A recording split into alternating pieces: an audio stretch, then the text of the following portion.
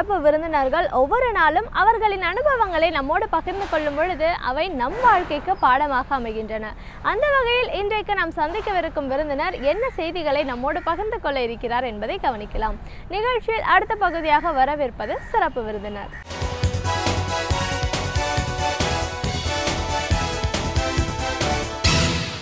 வணக்கம் நேயர்களே, விடியலேவா நிகழ்ச்சியின் சிறப்பு விருந்தினருக்கான நேரம் இது. இன்றைய சிறப்பு விருந்தினர் பொது மருத்துவம் மற்றும் சர்க்கரை நோய் சிறப்பு மருத்துவர் டாக்டர் KP தினகரன் அவர்கள். பொது மருத்துவம் அப்படிங்கிறது என்ன, பொதுவாக ஒரு மருத்துவரை நாட வேண்டிய அவசியம் என்ன, இதையெல்லாம் தாண்டி சர்க்கரை நோயாளிகள் அப்படின்னா இன்னைக்கு பரவலாக நிறைய பேர் இருக்காங்க. இந்த நோய் எதனால் வருது, இதை வராமல் எப்படி தடுக்க முடியும், இப்படி பல விஷயங்களை நாம் இன்னைக்கு டாக்டர்கிட்ட கேட்டு தெரிஞ்சுக்கலாம். வணக்கம் டாக்டர். வணக்கம். ஒரு பொது மருத்துவராக, சர்க்கரை நோய் சிறப்பு நிபுணராக எங்கள் நிகழ்ச்சிக்கு உங்களை முதல்ல வரவேற்கிறோம் சார். மருத்துவம் அப்படின்னும் போது மருத்துவம் பல விதம் அப்படின்னு நம்ம சொல்கிறத பார்க்குறோம். அந்த காலங்கள்லாம் வந்து பார்த்திங்கன்னா மருத்துவரை நாடாமல் வீட்டில் இருக்கிற ஒரு உணவு பழக்க வழக்கங்களையே எல்லா விதமான மருந்தும் இருக்கிற ஒரு காலம் தாண்டி இப்போ இன்றைக்கி சாதாரண ஒரு இருமல் தும்மல் ஜுரம் வந்தால் கூட ஒரு மருத்துவரை நாடக்கூடிய ஒரு சூழலில் நம்ம இன்றைக்கி வாழ்ந்துட்டுருக்கோம். அதனாலேயே நிறைய புதுசான நோய்கள் வர்றதையும் நம்ம பார்க்குறோம். இதெல்லாத்துக்கும் காரணம் என்ன, பொதுவாக எந்த நோயும் வராமல் இருக்கணும்னா நம்ம என்ன மாதிரியான ஒரு வாழ்க்கை முறையை கடைபிடிக்கணும், அதையெல்லாம் தாண்டி நோய் வந்ததுக்கு அப்புறமா நம்ம முதல்ல செய்ய வேண்டியது என்ன, நோயை பற்றின ஒரு புரிதல் ஒரு நோயாளிகளுக்கு ஏன் அவசியம், மருந்து மாத்திரைகள்னு சாப்பிட்றோம் அதை பற்றி கூட நிறைய பேருக்கு தெரியறதில்ல. ஸோ ஒரு மருத்துவராக, பொது மருத்துவராக, இந்த மருத்துவம் சார்ந்தும் சர்க்கரை நோய் சிறப்பு மருத்துவராக, டயபெட்டிக்ஸ் சார்ந்தும் இன்னைக்கு நிறைய விஷயங்களை எங்கள் நேரிலோட நம்ம முழுமையாக பகிர்ந்துக்கணும் சார். முதல்ல ஒரு பொது மருத்துவர் ஜென்ரலாக நம்ம பார்க்கும்போது உடம்புக்கு ஏதாவது ஒரு பிரச்சனைனா முதல்ல ஒரு டாக்டரை போய் பாருங்க அப்படின்வாங்க. அதை பார்க்கும்போது நானே கூட நிறைய கேட்டப்போ ஒரு MD போய் பார்க்கணும் அப்படிங்கிறது தான் அவசியம் அப்படின்வாங்க. இன்றைக்கி ஒவ்வொரு துறைக்கும் வந்து அதற்கான சிறப்பு மருத்துவர்கள் நிபுணர்கள்லாம் நிறைய பேர் இருக்காங்க. அதனால் அதையெல்லாம் தாண்டி பொது மருத்துவம் அப்படிங்கிறது ரொம்ப அதையோட முக்கியமானது அப்படின்றாங்க. ஏன் நம்ம ஒரு ஜென்ரல் ஃபிசிஷியனை போய் பார்க்கணும் சார்? இல்லை, கண்டிப்பாக. எப்படின்னு கேட்டிங்கன்னா, இன்னும் இப்போ நம்ம ஊரில் மட்டும்தான் இப்போ இந்த சூப்பர் ஸ்பெஷாலிட்டி வந்து டைரெக்டாக போய் பார்க்குறது எல்லாமே. ஸோ வெளிநாடுகளில் இல்லை வேறு இதில் பார்க்கும்பொழுது யாருமே வந்து டைரெக்டாக போய் பார்க்குறது கிடையாது. ஸோ அதனாலேயே இன்றைக்கி நிறைய ப்ராப்ளம்ஸும் இருக்குது நம்மளுக்கு ஆக்சுவலாக, இப்போ both for doctors as well as the patient. இப்போ ஒரு ஃபேமிலி டாக்டர் அப்படிங்கிற அந்த இது வந்து கான்செப்ட் வந்து நம்ம ஊரில் ரொம்ப கம்மி. ஸோ அது வந்து இப்போ அந்த காலத்தில் இருந்துச்சு. எல்லாருமே ஆளுக்கு ஒரு ஃபேமிலி டாக்டர் வச்சுருப்பாங்க, ஒரு ஃபேமிலிக்கு ஒரு டாக்டர் அப்படின்ட்டு. ஸோ அந்த ஃபேமிலி ஃபுல்லாகவே அந்த டாக்டருக்கு கிளியராக தெரியும், அதாவது அவருக்கு அவங்க அந்த ஃபேமிலியில் என்னென்ன இஷ்யூஸ் இருக்கும், அவங்களுக்கு எதனால் இந்த ப்ராப்ளம் வந்திருக்கும், போனோடனே சொல்லுவார் என்ன பண்ண நீனே, இதனால தானே இப்படி வந்துச்சு அப்படின்ற அளவுக்கு அவங்க வந்து இருந்துச்சு. ஸோ அவங்களுக்கு வந்து தெரியும். அதே மாதிரி அந்த டாக்டரை பார்த்து இவங்களுக்கு சரியாக எந்த டாக்டருக்கு ரெஃபர் பண்ணணும் அப்படிங்கிறது வந்து ஒரு ஃபேமிலி ஃபிசிஷியன்கிட்ட பார்த்துட்டு போகிறது ஆல்வேஸ் வந்து ஒரு ரைட் மெத்தட் நான் சொல்லுவேன் எப்போவுமே. ஏன்னா இது டைரெக்டாக ஒரு போகும்பொழுது ஒன்று, இப்போது டைரெக்டாக சூப்பர் ஸ்பெஷாலிட்டின் போது அவங்களோட லெவலில் அவங்க பார்க்கும்போது ஒரு சின்ன காய்ச்சலோ இல்லை ஒரு சின்ன தலைவலி கூட அவங்களுக்கு வந்து அது வந்து கேன்சரோ இல்லை இது மாதிரி, ஏன்னா அவங்க அது மாதிரி பேஷண்ட்ஸ் தான் பார்க்குறாங்க. ஸோ அது மாதிரி இருக்கும்பொழுது கொஞ்சம் அது ஒரு விதத்தில் வந்து நம்ம வந்து கண்டிப்பாக வந்து அணுகுமுறை வந்து கொஞ்சம் மாற்றிக்கணும். நம்ம ஒரு ஃபேமிலி ஃபிசிஷியன் பார்த்து கேட்டுக்கிறது தவறு கிடையாது, நம்பர் 1. நம்பர் 2 வந்து அவேர்னஸ். நீங்கள் சொன்ன மாதிரி அவேர்னஸ் நம்ம ஊரில் வந்து ரொம்ப கம்மி. நம்ம ஊரில் வந்து உங்களுக்கு வந்து ஒரு விளையாட்டு செய்தியோ இல்லை ஒரு அரசியல் செய்தியோ வந்து கேட்டிங்கன்னா ஆல்மோஸ்ட் எல்லாருக்குமே ஓரளவுக்கு அதில் வந்து ஒரு தெரிஞ்சிருக்கும். அதே வந்து ஒரு ஹெல்த் கேர் அவேர்னஸ் அப்படின்னு பார்த்தீங்கன்னா நம்ம ஊரில் மட்டும் ரொம்ப ரொம்ப ரொம்ப கம்மிங்க. அது வந்து நான் பல நாடுகள் போனதுனால என்னால் வந்து அது கிளியராக வந்து என்னால் சொல்ல முடியும். ஏன்னு கேட்டிங்கன்னா ஒரு வெளிநாட்டுகளில் பார்த்திங்கன்னா ஒரு பேஷண்ட் வந்து தன்னோட நோய் என்ன அப்படிங்கிறது வந்து அவ்வளோ தெளிவாக வந்து நம்மகிட்ட சொல்லுவாங்க. ரிவ்யூ வராங்க அப்படின்னா, எனக்கு வந்து இது மாதிரி ஒரு நோய் இருந்துச்சு, பித்தப்பையில் ஒரு கல் இருந்துச்சு, இது மாதிரி அவங்க அதுக்காண்டி லாப்ரோஸ்கோபி மூலமாக துளை மூலமாக அவங்க வந்து அந்த பித்தப்பையை எடுத்துட்டாங்க. ஸோ எனக்கு இப்போ இது மாதிரி இருக்குது, அந்த அளவுக்கு ஒரு நுணுக்கமாக வந்து தன்னோட உடம்பை பற்றி தெரிஞ்சுக்கிறதுல வந்து ரொம்ப ஆர்வமாக இருப்பாங்க. ஸோ அதே மாதிரி உணவு வகையில் பார்த்தாலும் அதே மாதிரி என்ன சாப்பிட்ணும், அவங்களுக்கு என்ன நோய் இருக்குது, என்ன சாப்பிடக்கூடாது, இந்த அவேர்னஸும் நிறையா இருக்கும். நம்ம இதில் வந்து பேசிக் அவேர்னஸ் கம்மி. அதாவது ஹெல்த் கேர்னு வரும்பொழுது தன்னோட உடம்புக்கு என்ன நோய் இருக்குது அப்படிங்கிறதே தெரியாது. முக்கால்வாசி நேரம் என்ன பண்ணுவாங்க, டாக்டர்கிட்ட போகிறாங்க, மெடிசன் அவர் என்ன கொடுக்குறாரோ கேட்குறாங்க, அப்படியே வாங்கிட்டு அப்படியே மாத்திரை போடுவாங்க. அதே மாதிரி அந்த மாத்திரை வந்து தொடர்ந்து எடுக்கணுமா இல்லை எடுக்கக்கூடாதா அந்த அளவுக்கு கூட அவங்களுக்கு தெரியாது. சில நேரங்களில் நிறைய முறை எனக்கே வந்து நிறைய பேஷண்ட்ஸ் வருவாங்க, ரத்த பரிசோதனை பண்ணிட்டு வருவாங்க, மாத்திரை போடாமல் பரிசோதனை பண்ணிட்டு வருவாங்க சுகருக்கு. உங்களுக்கு ஒரு நோய் இருக்குது அப்படின்னும் பொழுது அந்த நோய்க்கு தான் நம்ம மாத்திரை கொடுக்குறோம். அது ஒரு பிபியாக இருந்தாலும் சரி, ஒரு சுகராக இருந்தாலும் சரி, நம்ம அந்த நோய்க்கு நம்ம மாத்திரை கொடுக்குறோம். அந்த மாத்திரை கொடுக்கறதுனால அந்த சுரப்பியை நம்ம சுரக்க வைக்கிறதோ இல்லை அந்த இதுக்கு பிபியை வந்து கண்ட்ரோல் பண்ணுறதோ இது வந்து நம்ம பண்ணுறோம். அப்போ அந்த மாத்திரை காலையில் ஒரு மாத்திரை, ஈவினிங் ஒரு மாத்திரை கொடுக்குறோம், இல்லை காலையில் டெய்லியும் காலைல ஒரு மாத்திரை கொடுக்கும். அப்போ ஒரு மாத்திரை கொடுக்கும்பொழுது ஏன் அடுத்த நாள் திரும்பி மாத்திரை கொடுக்கணும், அந்த மாத்திரை அடுத்த நாள் வரைக்கும் தான் வேலை செய்யும். இல்லைனா காலையில் கொடுக்குறது ஈவினிங்னா காலைல கொடுக்குறது ஈவினிங் வரைக்கும் தான் வேலை செய்யும். அப்படி இருக்கும்பொழுது நம்ம இது ஒரு சளி காய்ச்சல் மாதிரி ஒரு வாரம் மாத்திரை போட்டோ இல்லை ஒரு 10 நாள் மாத்திரை போட்டோன்னுமே சரியார நோய்கள் இது மாதிரி நோய்கள் கிடையாது. பிபி சுகர்லாம் அதுக்கெல்லாம் தொடர்ந்து மருந்து மாத்திரைகள் எடுத்துக்கணும். இதுவே சில பேருக்கு தெரியாது. பிளட் டெஸ்ட் பண்ணும்போது ஒரு வாட்டி பிளட் டெஸ்ட் பண்ணும்போது சுகர் டேப்லெட் போடாமல், இல்லை சார் இவ்வளோ நாள் நான் தான் மாத்திரை போட்டுட்டு இருந்தேனே, இப்போ எப்படி இருக்குன்னு நம்ம பார்க்கலாம் பண்ணு. சுகர் மாத்திரை போட்டு நிறுத்தினா உங்களுக்கு சுகர் இருக்க தான் செய்யும். உங்களுக்கு சுகர் இருக்குன்னு கண்டுபிடிச்சிருக்கோம், அதுக்கு தான் நம்ம மாத்திரையை கொடுத்துருக்கோம். அந்த மாத்திரையை போடலாம் உங்களுக்கு கண்ட்ரோல் வராது. அப்போ எங்களுக்கும் ரொம்ப கஷ்டமாக இருக்கும். என்னென்னா மாத்திரை போடாமல் டெஸ்ட் பண்ணிட்டு வந்தால் சுகர் அதிகமாக தான் காட்டும். இந்த மாத்திரை போட்டால் எவ்வளோ கண்ட்ரோலுக்கு வந்திருக்குங்கிறது எங்களுக்கு தெரியாமலே போயிடும். அப்போ திரும்பி ஃபஸ்ட்லேருந்து ஆரம்பிப்போம் நாங்கள். சரி அதே மாத்திரையை போடுங்க, இன்னொரு ஒரு 10 நாள் போட்டு திரும்பி வந்து செக் பண்ணுங்க. ஸோ இந்த பேசிக் இதில் ஆரம்பித்து அறியாமையில் சொல்கிறேன் நான். அந்த மக்களுக்கு வந்து இந்த ஹெல்த் கேர் அவேர்னஸ் இல்லாத காரணம். ப்ளஸ் முக்கால்வாசி பேர் இக்னோரன்ஸ். எனக்கு சுகர் இருக்காது, எங்கள் அப்பா அம்மாவுக்கு சுகர் இல்லை, எனக்கு சுகர் இருக்காது, இந்த இக்னோரன்ஸ் இது நிறைய பேர். சுகருங்கிறது அது வந்து ஒரு தவறான நோய் அப்படிங்கிற மாதிரி அந்த அளவுக்கு ஒரு மனசில் ஒரு பயம். அட் த சேம் டைம் வந்து அதை ஒத்துக்க மாட்டாங்க. ஸோ அதனால் நாங்கள் என்ன பண்ணுறோம், ஃபஸ்ட்டு சிம்டமே இக்னோரன்ஸ். நாங்கள் வந்து எனக்கு சுகர் இல்லைன்னு சொன்னாங்கன்னா ஃபஸ்ட்டு வந்து சுகர் இருக்குது அப்படின்றது அர்த்தம் அப்படின்னு நாங்கள் சொல்கிறோம். ஸோ இது ஒரு விஷயம். ஸோ இந்த அவேர்னஸ். ஸோ அப்போது என்ன சாப்பிட்ணும் அப்படிங்கிறது தெரியாது. ஸோ சுகருங்கிறது ஒரு சாதாரண நோய். ஒரு சுரப்பி கம்மியாக சுரக்குது, அதுக்கு நம்ம மருந்து மாத்திரைகள் கொடுத்தா அதை வந்து நம்ம சீர் பண்ண முடியும். ஸோ அதை விட்டுட்டு பயப்பட வேண்டாம். சுகர் இருக்குன்னு ஒத்துக்கணும் முதல்ல. அதே மாதிரி அது ஒத்துக்கிட்ட பிறகு சுகர்னால் என்னன்னு தெரிஞ்சுக்கணும். ஸோ அது என்னன்னு தெரிஞ்ச பிறகு அதற்கு ஏற்றபடி நம்ம வந்து மருந்து உட்கொள்றதோ அதுக்கேற்றபடி. ஏன்னா ஃபஸ்ட்டு அவேர்னஸ் தான் ட்ரீட்மெண்ட். டயபிட்டிஸ் பொறுத்த வரைக்கும் அவேர்னஸ் தான் ட்ரீட்மெண்ட்டுங்க. அது நோய்னா என்ன, இப்போ நெருப்பு போய் ஏன் நம்ம தொட மாட்டோம், நெருப்பு சுடுன்னு தெரியும், அதனால் நம்ம தொட மாட்டோம். சரிங்களா? அதே போல் டயபெட்டிஸும் சுடும். டயபெட்டிஸ் அதிகமாக இருந்தால், ரத்தத்தில் வந்து சுகர் அதிகமாக இருந்தால் கண்டிப்பாக உங்களை சுடும். எல்லா உறுப்புகளும் பாதிக்கப்படும். அது தெரியணும். அது எது மாதிரி அளவுக்கு பாதிக்கப்படுகிறதுங்கிற அந்த அவேர்னஸ் இருந்தாலே பாதி பேர் பண்ண மாட்டாங்க. ஸோ இன்றைக்கி கல்யாணத்துக்கு போனேன் சார், கல்யாணத்துக்கு போனேன் அதனால் சாப்பிட்டேன் அப்படின்வாங்க. ஸோ அதுக்கு ஒரு அந்த அவேர்னஸ் இருந்துச்சுன்னா அதில் என்ன சாப்பிட்ணுங்கிற இது தெரியும் அவங்களுக்கு. சரி அளவாக அந்த ஒரு சாப்பிட்றாங்க. வீட்டில் டெய்லியும் சமைக்கிற சாம்பார் ரசத்தை சாப்பிடாம அந்த கல்யாணத்தில் எது வித்தியாசமாக இருக்கோ அதை மட்டும் சாப்பிட்டுட்டு கூட வரலாம். அப்போ உங்களுக்கு கேலரிஸ் வந்து உங்களுக்கு கம்மியாக கிடைக்கும். ஸோ இந்த கேலரின்னு வரும்போது பார்த்திங்கன்னா நம்ம ஊரில் கிலோ கேலரிஸ் அப்படின்னாலே பாதி பேருக்கு தெரியவே தெரியாது. பொதுமக்கள் பொறுத்த வரைக்கும் கேலரிஸா அப்படின்னா என்ன அப்படின்ற அளவுக்கு பார்ப்பாங்க. இப்போ வெளிநாடுகளில் வெஸ்டர்ன் இதில் பார்த்திங்கன்னா எல்லாருமே வந்து டிசைட் பண்ணுற ஒரு ஃபுட்லேயும் எவ்வளோ கிலோ கேலரிஸ் இருக்குதுன்னு தெரியும். நம்மளோட ஃபுட்டில் அது மாதிரி கிலோ கேலரிஸ் இருக்கா இல்லையாங்கிறது யாருக்கும் தெரியாது. மீறி தெரியலனா கூட நம்ம எவ்வளோ சாப்பிட்றோம், நம்மளோட தகுதிக்கு, அதாவது நம்மளோட இதுக்கு, அதாவது நம்மளோட தேவைக்கான அளவுக்கு சாப்பிட்றோமா அப்படிங்கிறது நம்ம பார்க்கணும். அப்புறம் இன்றைக்கி வந்து டெவலப்பிங் இதில் வந்து என்னென்னா இன்றைக்கி வந்து மெயினாக வந்து டயபெட்டிஸ் ரொம்ப சின்ன பசங்களுக்கெலாம் வருது. அதுக்கு மெயின் காரணம் என்னன்னு கேட்டிங்கன்னா இன்றைக்கி வந்து நம்ம வந்து லைஃப் ஸ்டைல் மாடிஃபிகேஷன். முதல்ல வந்து லைஃப் ஸ்டைல் மாடிஃபிகேஷன், ரெண்டாவது ஸ்ட்ரெஸ். இது ரெண்டுமே பிளேஸ் எ மேஜர் ரோல். கண்டிப்பாக டாக்டர். இப்போ நம்ம இந்த சிறப்பு மருத்துவம் டயபெட்டிக்ஸ் பேசுறதுக்கு முன்னாடி பொது மருத்துவர் அப்படிங்கிற முறையில் பொதுவாக ஒரு மருத்துவரை போய் நம்ம அணுகிறோம். ஃபீவர் அப்படின்ற ஒரு விஷயம் எல்லாருக்குமே வருது. எனக்கு ரொம்ப ஃபீவராக இருந்துச்சு அதனால் நான் டேப்லெட் போட்டேன் அப்படின்னு.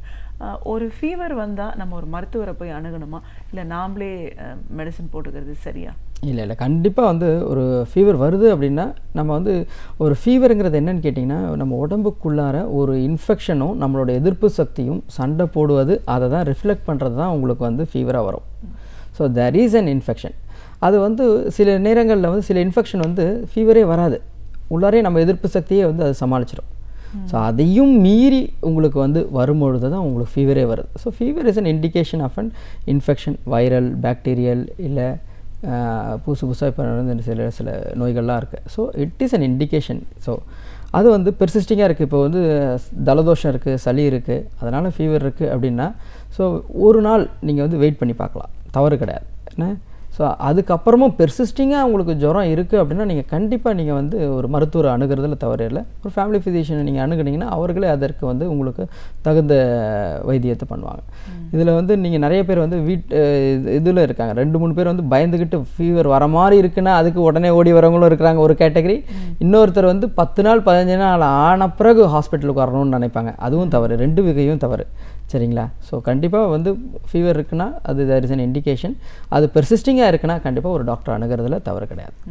ஒரு பொது மருத்துவர் மற்றும் சர்க்கரை நோய் சிறப்பு மருத்துவராக மருத்துவம் அப்படிங்கிறது என்ன, ஒரு மருத்துவரை நம்ம எந்த காலகட்டத்தில் போய் அணுகணும், மருத்துவம்னு நான் சொல்லும்போது நம்மளுடைய பிரச்சனை என்ன, அதை பற்றின ஒரு புரிதல் ஒரு நோயாளிக்கு ஏன் அவசியம், அது தெரிஞ்சிட்டதுக்கு அப்புறம் அவர் என்ன மாதிரியான விஷயங்களை கடைபிடிக்கணும், இப்படி நிறைய பேசிகிட்டு இருக்கோம். ஒரு சின்ன இடைவெளிக்கு அப்புறமா தொடர்ந்து பேசலாம்.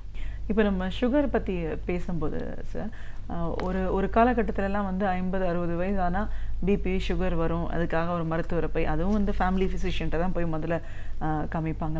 இப்போது ஒரு சமீப காலமாக பார்த்தீங்கன்னாக்கா சுகர்ன்றது சாதாரணமாக எல்லாருக்குமே வந்து டாக்டர்ஸ் இது சுகர் செக் பண்ணுறீங்களான்னு கேட்குறாங்க. இப்போ அப்படின்னா என்ன, அது யாருக்கு வரும்? இப்போ டயபெட்டிஸ்ன்னு சொல்கிறது வந்து வயதானவங்க வியாதின்றது தான் ஒரு அர்த்தமாக இருந்தது தாண்டி இன்றைக்கி எல்லாருக்கும் வர்றதை பார்க்குறோம். டயபெட்டிஸ் அப்படிங்கிறது என்ன டாக்டர், இது யாருக்கு வரும் இன்றைக்கி இருக்கிற சூழலில்? ஸோ இப்போ டயபெட்டிஸ் அப்படின்னா என்ன அப்படின்னு நம்ம பார்க்கலாம். ஸோ டயபெட்டிஸ் அப்படின்னா என்னன்னு கேட்டிங்கன்னா அது டெஃபினேஷன் என்ன அப்படின்னு பார்க்கும்போது க்ரானிக்காக ஹைப்பர்கிளைசிமியா, க்ரானிக் ஹைப்பர்கிளைசிமியா, அதாவது தொடர்ந்து நாட்களாக சுகரோட அளவு இரத்த குழாயில் அதிகமாக இருந்து அதோட பாதிப்பு உறுப்புகளை பாதிக்கும் போது இது டயபெட்டிஸ் மெலிட்டஸ் சொல்கிறோம். ஸோ டயபெட்டிஸ் மெலிட்டஸ் அப்படிங்கிறது வந்து உங்களுக்கு வந்து அந்த காலத்துலேயே நம்மளுக்கு 1300 அந்த ரேஞ்சிலேயே அந்த காலத்துலேயே கண்டுபிடிச்சிருக்கிறாங்க. புரியுதுங்களா? அதாவது நம்ம என்ன யூரினில் வந்து சுகர் அதிகமாக இருக்குது அப்படிங்கிற டெஸ்ட் பண்ணி அது வழியாக நம்ம வந்து டயபெட்டிஸ் இருக்குது அப்படிங்கிறதெல்லாம் நம்ம கண்டுபிடிக்கிறோம். இப்போ டயபெட்டிஸ்னால் என்ன ரொம்ப சிம்பிளாக சொல்லணும் அப்படின்னு கேட்டிங்கன்னா, டயபெட்டிஸ்னால் உடம்பில் நம்ம சாப்பிடக்கூடிய சாப்பாடு, நம்ம என்ன சாப்பிட்டாலும், அது இட்லி சாப்பிட்டாலும் சரி, இல்லை சப்பாத்தி சாப்பிட்டாலும் சரி, இல்லை சைனீஸ் ஃபுட்டு சாப்பிட்டாலும் சரி, என்ன ஃபுட்டு சாப்பிட்டாலும் அது நம்மளுக்கு அது குளுக்கோஸாக தான் மாறும், சுகராக தான் மாறும். அப்படி மாறக்கூடிய அந்த சுகர் நம்ம உடம்புக்குள்ளே தெம்பாக போகாமல் இரத்த குழாயிலே தங்கிடுச்சு அப்படின்னா அதுதான் டயபெட்டிஸ். நம்ம சாப்பிட்ற சாப்பாடு சுகர். அந்த சுகர் எதுக்கு நம்ம சாப்பிட்றோம்? நம்மளோட ஃபியூவல், நம்மளோட எனர்ஜி, அது பேசிக் எனர்ஜி நம்மளுக்கு குளுக்கோஸ் தான். அப்படியேப்பட்ட அந்த குளுக்கோஸு நம்ம உடம்புல தெம்பாக மாறவில்லை அப்படின்னா அதுதான் நம்ம டயபெட்டிஸ் சொல்கிறோம். ஏன் அப்படின்னு கேட்டால் நம்ம அந்த சுகர் வந்து நம்மளுக்கு செல்ஸுக்குள்ளே போனால் தான் அது எனர்ஜியாக ஏடிபி எனர்ஜியாக கன்வெர்ட் ஆகிறது. ஸோ ஒரு சுகர் ஒரு செல்லுக்குள்ளே போகணுன்னா நம்மளுக்கு ஒரு இன்சுலின் வேணும். இன்சுலினுங்கிற ஹார்மோன் அது நம்மளோட கணையத்தில் சுரக்குது. ஸோ நம்மளோட கணையம் தரமில்லா இன்சுலினை சுரக்கிறதும் நம்மளோட கணையத்தில் இன்சுலின் கம்மியாக சுரக்கிறதும் டயபெட்டிஸ். சரிங்களா? அப்போ என்ன ஆகும்? நம்ம சாப்பிட்ற சாப்பாடு நம்மளுக்கு எனர்ஜியாக போகாது. எனர்ஜியாக போகாமல் அது என்ன பண்ணும்? ரத்த குழாயிலே சுற்றிக்கிட்டு இருக்கும். அது ஒரு அளவுக்கு மேலே சுற்றிக்கிட்டு இருக்கும்பொழுது நம்மளோட எல்லா உடல் உறுப்புகளும் பாதிக்கப்படும். மெயினாக என்ன பார்த்திங்கன்னா கிட்னி, ஐ, அப்புறம் நர்வ்ஸ் அண்ட் மசில்ஸ், சரிங்களா, இதெல்லாமே வந்து பாதிக்கப்படும். இருதயம், மைக்ரோவாஸ்குலார், மேக்ரோவாஸ்குலார் 2 இருக்குது நம்மளுக்கு. ஸோ மைக்ரோவாஸ்குலாரில் கிட்னி, கண், நரம்பு, கை காலில் எரியிறது, இதெல்லாம் பிரச்சனைகள் வரும். மேக்ரோவாஸ்குலாரில் ஹார்ட், இது மாதிரி major organs, even liver failure எல்லாமே வந்து உங்களுக்கு இந்த டயபெட்டிஸ்னால பாதிக்கப்படும். இதை ஒரு நாள் இதையே சார் ஒரு வயசானவங்களுக்கு தான் வரும்னு முன்னாடி இருந்துச்சு.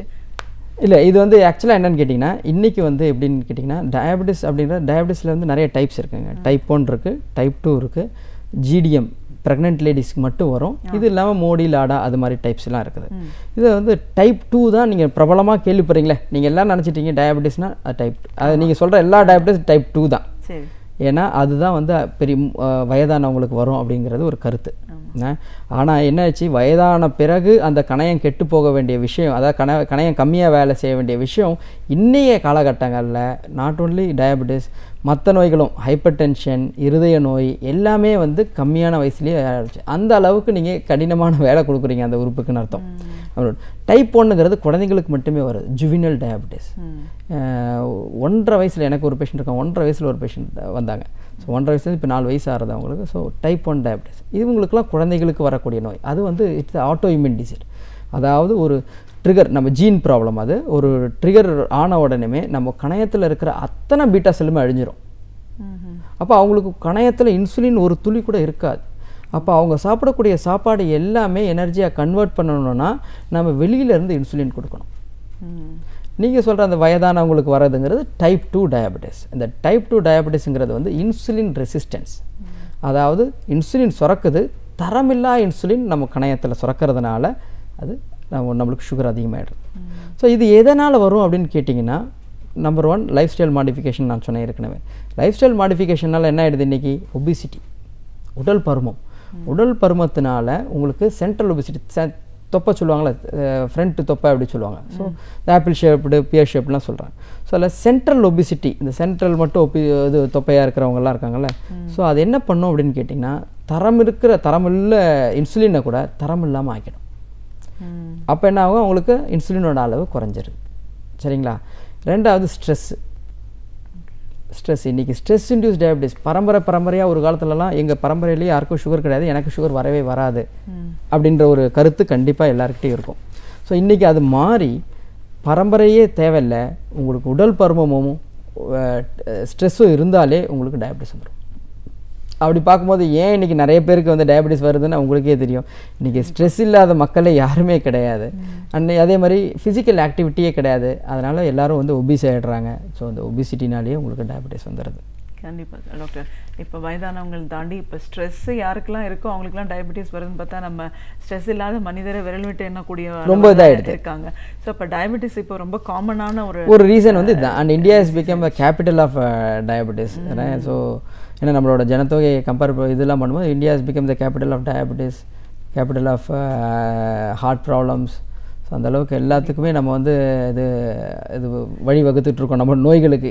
நிச்சயமாக டாக்டர். ஸோ இப்போ இதுதான் நமக்கு இப்போ தெரிஞ்சிருச்சு, நம்ம இந்த நாட்டிலேயே வந்து டயபிட்டிஸ் ரொம்ப காமன், எல்லாருக்குமே வருது அப்படின்னு வரும்போது இப்போ நம்ம எல்லா நோய்க்குமே ஒரு மருத்துவம் அப்படிங்கிறது கண்டிப்பாக இருக்க தான். கண்டிப்பாக இது வந்து தொடர்ந்து எடுக்கணும் அப்படின்னு சொல்கிறதெல்லாம் பார்க்குறோம். இப்போ சிறிய வயதிலேயே இப்போ இந்த மாதிரி ஸ்ட்ரெஸ் இருக்குது, உடல் உழைப்பு இல்லை அப்படிங்கிற ஒரு சூழலில் தான் நம்ம எல்லாரும் இருக்கோம். அப்படி இருக்கும்போது இது நமக்கு வருங்கிறதுக்கான சாத்தியக்கூறுகள் நிறைய இருக்குன்னும் போது எந்த ஸ்டேஜில் நாமளா ஒரு மருத்துவர் அணுகணுமா, இல்லை அது வராமல் இருக்கணும்னா ஆரம்பத்துலேருந்து நம்ம செய்ய வேண்டிய விஷயங்கள் என்ன? ஸோ அதான் இப்போ நான் சொன்ன மாதிரி இப்போ என்னன்னு கேட்டிங்கன்னா, உலகத்தில் 5 பேருக்கு டயபிட்டிஸ் இருக்குன்னா அதில் ஒருத்தர் வந்து இந்தியன் உலகத்துலேயே. ஸோ நம்பர் ஆஃப் டயபிட்டிஸ் வந்து 5 பேரில் ஒருத்தர் வந்து இந்தியன். ஸோ அதே மாதிரி டயபிட்டிஸ் பொறுத்து முக்கியமாக சொல்ல வேண்டியது என்னென்னு கேட்டிங்கன்னா, சில பேர் நிறைய பேர் சொல்லுவாங்க டயபிட்டிஸ் தானே ஒன்றும் இல்லை அப்படின்ட்டு. ஆனால் ஒரு 5 செகண்டுக்கு ஒருத்தருக்கு கண் பார்வை போகிறது, 20 செகண்டுக்கு ஆம்புடேஷன் பண்ணுறாங்க, விரல் வெட்டி எடுக்கிறாங்க, 40 செகண்டுக்கு ஒரு டயபெட்டிக் இறக்குறாங்க உலகத்தில். ஸோ எவ்வளோ சீரியஸ் அப்படிங்கிறது இதை நான் மென்ஷன் பண்ணணும்னு விரும்புகிறேன். ஸோ அப்போ வந்து கண்டிப்பாக எவ்ரிபடி ஷுட் டேக் ஆக்ஷன். என்ன பண்ணலாம் அப்படின்னு வரும்பொழுது ஃபஸ்ட்டு வந்து எதனால் வருதுன்னு நம்ம சொல்லிட்டோம். ஒன்று டென்ஷனால் வருது, உடல் பருமத்தினால் வருதுன்னு சொல்லியிருக்கிறோம். ப்ளஸ் பரம்பரை, அது அடுத்த ரோல். ஸோ இப்போ நம்ம இருக்கோம், அப்பா அம்மாவுக்கு சுகர் இருக்கிற குழந்தை கண்டிப்பாக நம்மளுக்கு ப்ராபபிலிட்டி அதிகம்.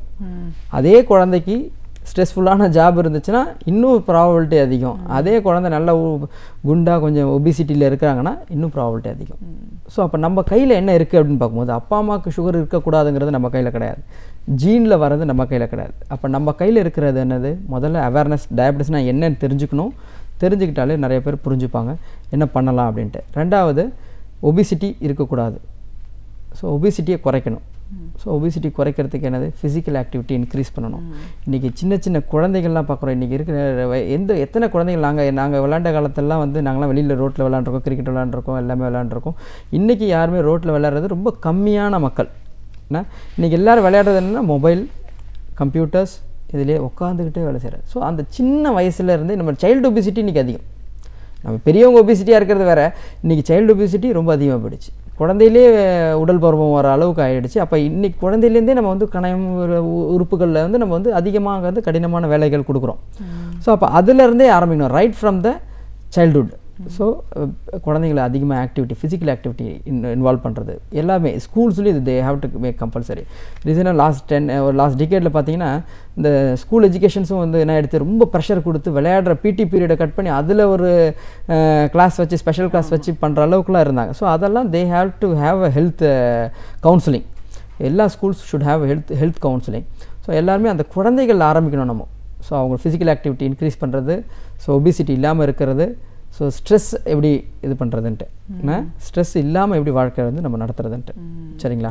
ஸோ இது வந்து நம்ம வந்து பண்ணனா ஒரு இது ஆல்ரெடி எக்ஸிஸ்டிங், அதாவது ஏற்கனவே இப்போ ஒர்க் பண்ணிகிட்டு இருக்கவங்கலாம் அவங்களாம் வந்து ஸ்ட்ரெஸ் மேனேஜ்மெண்ட் கொஞ்சம் வேணும். டயட் ஆஃப்டர் 30 years அப்படின்னாலே 30-35 இயர்ஸ்லேயே, முதல்ல வந்து 50 வயசுக்கு மேலே தான் வந்து டயட்லாம் சொல்லுவோம். இன்றைக்கி வந்து 30 to 35 years நம்ம வந்து டயட் வந்து கொஞ்சம் லிமிட்டேஷன் பண்ணிக்கணும்.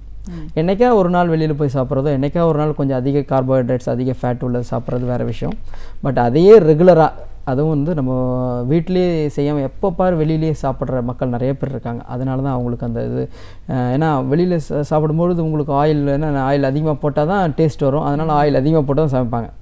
அந்த இடத்துல ஹெல்த் கான்ஷியஸ்னஸ் இருக்காது. ஸோ அதனால் நம்ம என்ன பண்ணலாம், நம்ம அவாய்ட் பண்ணிக்கலாம். நம்ம அவாய்ட் பண்ணிக்கிறது, prevention is better then cure.